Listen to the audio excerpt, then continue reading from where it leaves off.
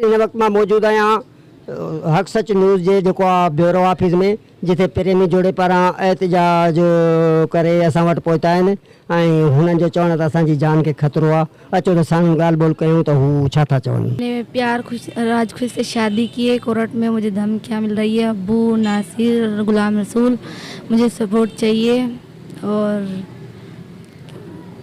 पहले वो क्या नाम मोरम कोर्ट क्या मिठियानी पहुँच कर मैं तो उस वो शरफरोज मुझे सपोर्ट देता है।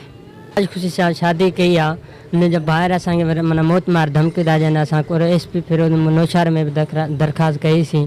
त हाणे मोर में असां मिठाणी में था कयूं। असांखे सुलूह चाहिजे बसि।